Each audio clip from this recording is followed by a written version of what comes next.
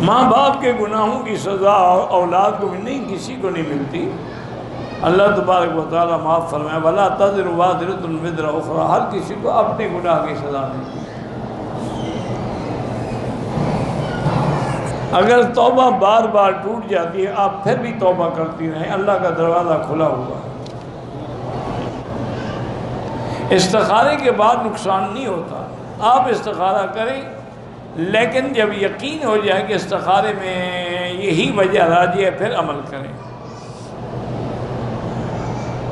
مجھے دوسری شادی کی خواہش ہے لیکن راستہ نہیں نکلتا، 3 دفعہ سورۃ الرحمن پڑھ کے دعا کیا کرو۔ شیعہ کہتے ہیں کہ حضرت علی کی ایک بیٹی تھی، بالکل جھوٹ بولتے ہیں، غلط کہتے ہیں۔ وہ تو ایک بیٹی کو شیعہ نہیں مانتے، تم الٹی بات لکھ رہی ہو۔ شیعہ حسن حسین کو مانتے ہیں لیکن بی بی ام کلثوم جو حضرت علی کی بیٹی ہے اس کو نہیں مانتے، حالانکہ وہ بھی حضرت علی کی بیٹی ہے اور بطن فاطمہ سے ہے۔ کیوں نہیں مانتے؟ کہ ان کی شادی ہوئی تھی حضرت عمر سے، اگر مانے تو حضرت عمر کو داماد ماننا پڑتا ہے۔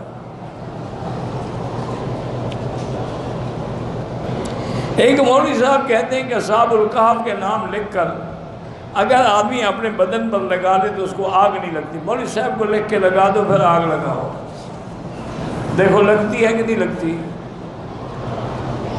پہلے تجربہ مولوی صاحب پہ کرو نا، تاکہ اس کے وظیفے کا پتہ بھی چل جائے۔ تو ایک دفعہ ہندوستان کا یہ واقعہ ہے، شاید دہلی کا ہے، اللہ عالم۔ ایک پادری تھا عیسائیوں کا، بہت بڑا بدبخت۔ وہ آیا اور اس نے جناب چیلنج کیا کہ دیکھو یہ میرے پاس حضرت عیسیٰ علیہ السلام کی کتاب انجیل ہے اور بائبل ہے، میں اس کو آگ میں ڈالتا ہوں، یہ آگ میں نہیں جلے گی۔ اگر تمہارا قرآن سچا ہے اور اللہ کی کتاب ہے، تم بھی ڈالو، جلتا ہے کہ نہیں جلتا؟ اب لوگ بیچارے پریشان ہو گئے کہ کیا کریں اس کا۔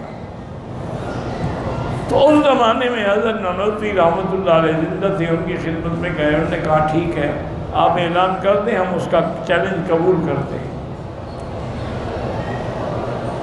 اور لاکھوں کا مجمع ہو گیا، کوئی معمولی بات تو نہیں تھی نا۔ حضرت نانوتوی رحمۃ اللہ علیہ پہنچے، انہوں نے کہا میرے بھائی صاحب پادری صاحب، آپ قرآن اللہ کی کتاب کو آگ میں کیوں ڈالتے ہو؟ ایسا کرو کہ کتاب سینے سے لگا لو، تم بھی آگ میں کودو، میں بھی قرآن سینے سے لگا کے آگ میں کودتا ہوں، دیکھتے ہیں کون جلتا ہے اور کون بچتا ہے۔ اب پادری صاحب کو تو پسینہ آ گیا، وہ تو کتاب پر تو دوائی لگائی ہوئی تھی نا کہ آگ نہیں لگے گی، اپنے اوپر تو نہیں لگائی ہوئی تھی۔ انہوں نے کہا بدبخت تم اس پر پارا لگا کے آگ میں ڈالتے ہو، لوگوں کو دھوکہ دینے کے لیے، نہیں آؤ تم بھی چلو آگ میں بھی چلتا ہوں۔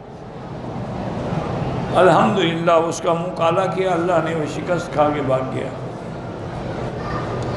ہم سے بچیوں کے معنی یہی ہوتا ہے، بچیوں کی شادی، آخر کسی بچی کہتے ہیں آپ بچیوں کے لیے دعا مانگتے ہیں روز شادی کی، بچوں کے لیے نہیں مانگتے۔ تو بچیوں کی شادی کسی بچے سے ہوگی یا جن سے ہوگی؟ جب بچیوں کے لیے میں دعا کروں گا تو بچوں کی تو خود بخود ہوگی، ان کے ساتھ شادی ہوگی نا۔ بس بیٹھے ہوتے ہیں، کوئی نہ کوئی اعتراض تو کر رہا ہے نا۔ اللہ کی بندی، بچیوں کی شادی کس سے ہوگی؟ جس سے ہوگی تو ایک دعا میں دونوں کا کام بن گیا نا۔